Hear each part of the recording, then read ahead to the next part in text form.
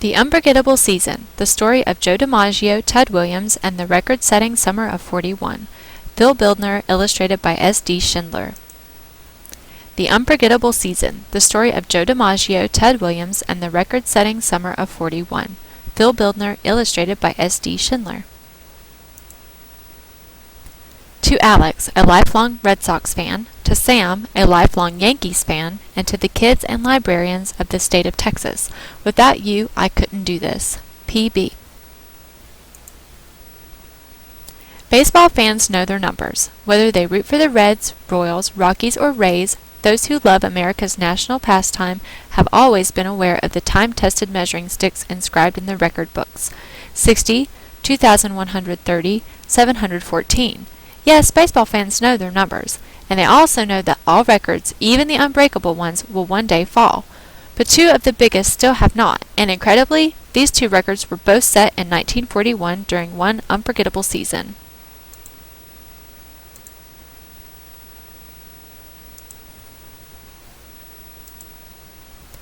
Joe DiMaggio played the game with the grace of a clipper ship, so they called him the Yankee Clipper.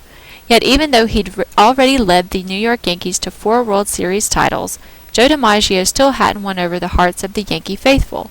Early in his career, he dared to ask for a pay raise, and as a result, New Yorkers thought he was selfish and ungrateful. Some even booed when he stepped onto the field.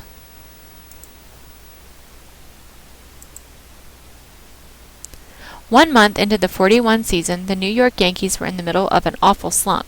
"Yank attack weakest in years," screamed the headline in the New York Journal-American. Then, on Thursday, May 15, Joe stroked a base hit off Chicago White Sox pitcher Eddie Smith.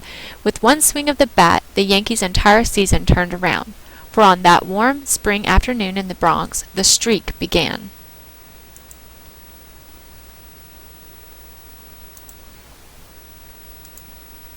That very same day, Ted Williams also started a hitting streak less than 200 miles away in Boston's Fenway Park.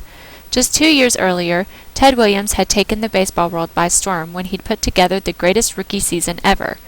The Splendid Splinter, which he was called because he was tall and slender like a piece of wood, blasted 31 home runs and hit a whopping .327. Yet by 1941, many in Red Sox Nation had grown tired of the prickly outfielder. Some fans thought he was lazy and didn't always try his hardest.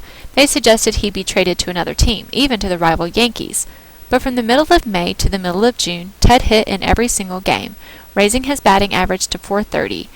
At the time, no player had hit above .400 for an entire season in more than 10 years, which many baseball experts considered the greatest hitting feat in all of baseball.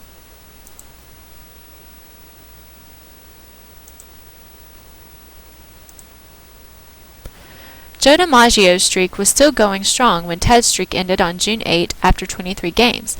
Better yet, Joe's incredible run had propelled the Yankees into first place. Day after day, Joltin' Joe, another nickname because he smacked the ball so hard it was like an electric jolt, hit and hit and hit. 28 straight games, 29 games, 30 games, which broke the all-time Yankees team record.